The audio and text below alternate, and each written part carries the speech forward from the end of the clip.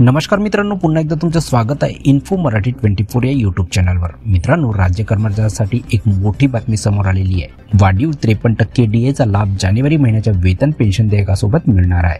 याबद्दल एक महत्त्वाची बातमी आलेली आहे। बातमी आहे राज्य कर्मचाऱ्यांसाठी समोर आली मोठी बातमी। वाढीव 53% डीएचा लाभ जानेवारी महिन्याच्या वेतन पेन्शन देयकासोबत मिळणार। मित्रांनो, काय आहे या बातमीमध्ये नक्की बघूया, पण त्याआधी जर तुम्ही आपल्या चॅनलवर नवीन असाल तर चॅनलला सबस्क्राइब करून बाजूला दिलेल्या बेल आयकॉनला नक्की क्लिक करा। व्हिडिओ जर कामाचा आणि महत्त्वाचा वाटला तर व्हिडिओला लाईक करून आपल्या मित्र परिवारासोबत नक्की शेअर करा।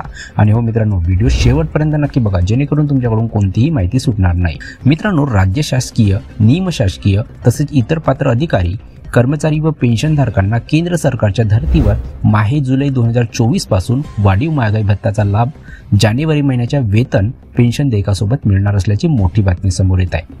वित्त विभागाकडून प्रस्ताव। मित्रांनो, मीडिया रिपोर्टच्या माहितीनुसार दिनांक 1 जुलै 2024 पासून राज्य कर्मचारी पेन्शनधारकांना वाढीव 3% महागाई भत्त्याचा लाभ माहे जानेवारी महिन्याच्या वेतन पेन्शन देयकासोबत दिला जाण्याची शक्यता आहे। कारण तसा प्रस्ताव वित्त विभागाकडून अधिकृत प्रस्ताव तयार करण्यात आला असून मुख्यमंत्र्यांच्या मंजुरीसाठी पाठवण्यात आला असल्याची माहिती समोर येत आहे। तर जानेवारी महिन्याच्या अखेरपर्यंत याबाबत अधिकृत निर्णय निर्गमित होण्याची शक्यता आहे।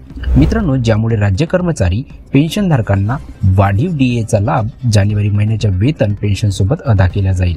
म्हणजेच राज्य कर्मचारी किंवा पेन्शनधारकांचा एकूण डीए हा केंद्र सरकारी कर्मचाऱ्यांप्रमाणेच 53% इतका होईल। तर दिनांक 1 जुलै 2024 पासून महागाई भत्ता थकबाकी देखील अदा केली जाईल। तर मित्रांनो, कशी वाटली ही कामाची आणि महत्त्वाची बातमी? जर बातमी कामाची आणि महत्त्वाची वाटली असेल तर व्हिडिओला लाईक करून आपल्या मित्र परिवारासोबत नक्की शेअर करा। तसेच जर तुम्ही आपल्या चॅनलवर नवीन असाल तर चॅनलला सबस्क्राइब करून बाजूला दिलेल्या बेल आयकॉनला नक्की क्लिक करा। व्हिडिओ बघितल्याबद्दल खूप खूप धन्यवाद।